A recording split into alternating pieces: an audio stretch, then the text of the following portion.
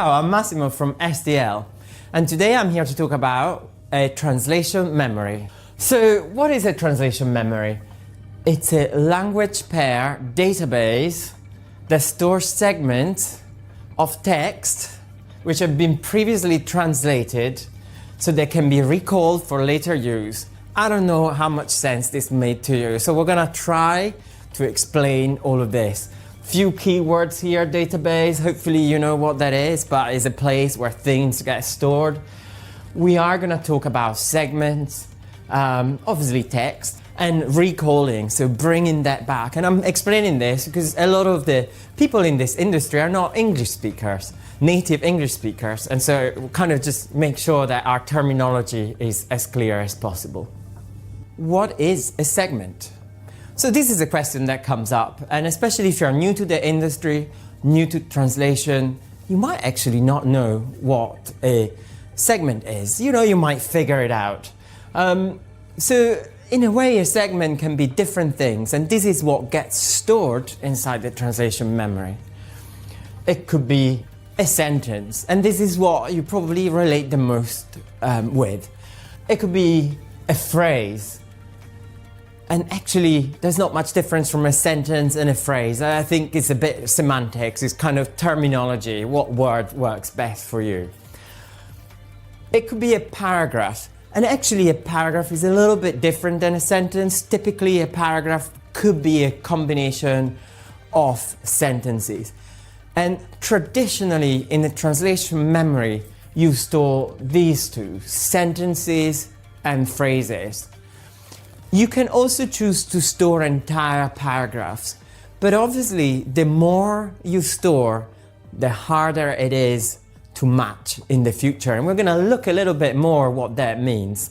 But remember that kind of thought of storing kind of sentences. So after a full stop, after a semicolon, for example, but perhaps if you have a very long paragraph with 3 phrases or sentences inside, you can store those, but you might decide not to do that.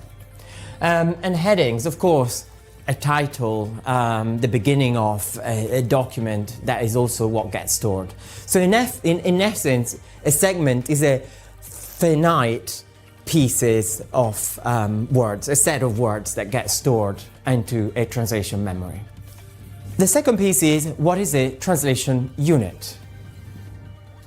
A translation memory is made up of translation units, and sometimes people call this a TU, translation unit. So what's a translation unit?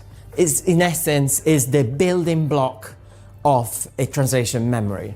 So the translation memory stores the source text, so what you gotta translate, and the translation of that sentence.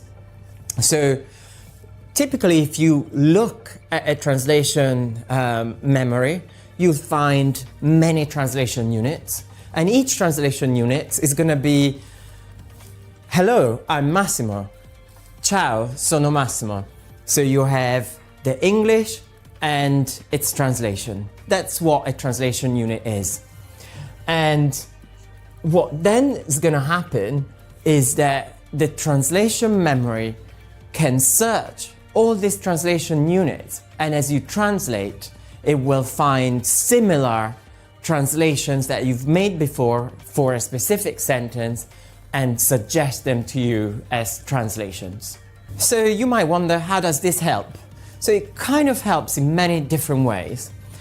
So the classic is that you never have to translate the same sentence again.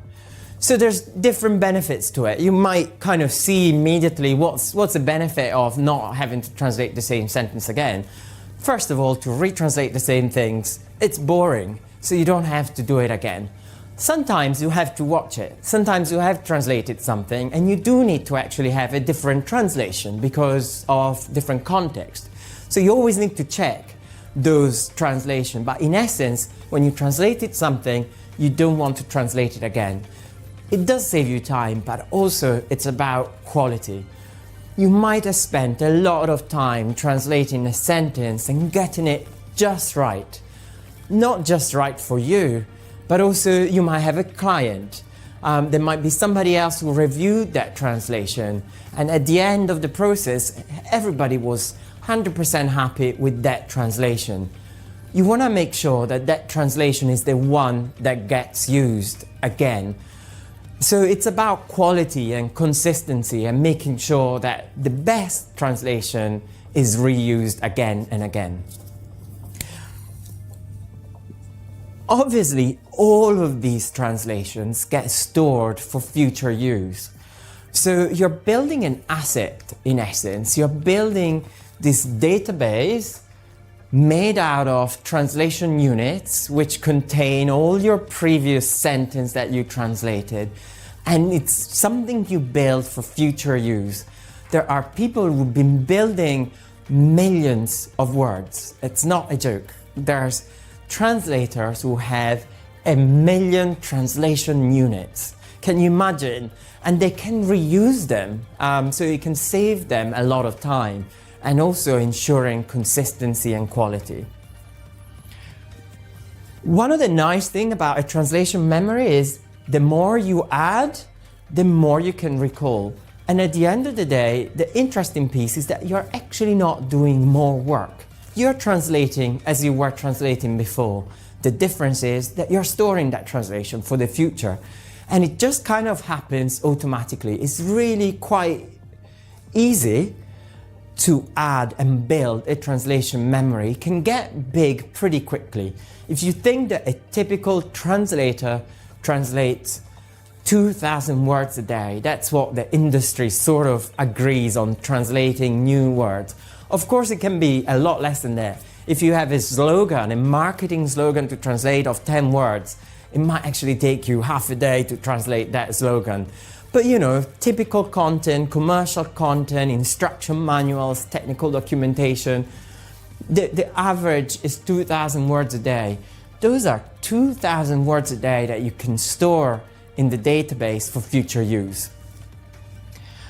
So it does help you translate faster because you have stored all of this. But I really want to stress that the speed of that it offers you is also very much about giving you more time for when you are translating that new content so that you can create the best possible translation for it.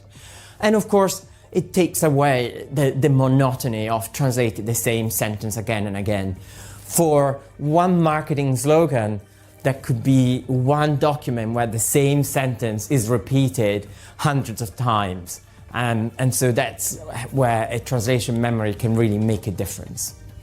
So lots of information so far, translation, segments, units, and so on. But I think hopefully you got the concept of having your translation stored in translation units. But how does it all work? So once you get your new text to translate, a CAT tool, and we have a video on a CAT tool, is going to look at your entire database, look at all those translation units, and trying to find something that matches.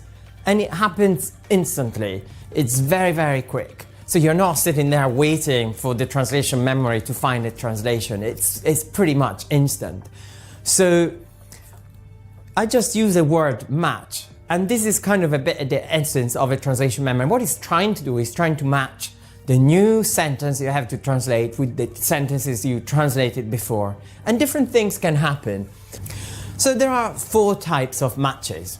So let's look at them. So the first one is context match. So this is the highest quality match. This is where something that you have translated before, but not only you translated that sentence, but the translation memory can recognize that you translate that sentence and the sentences around it.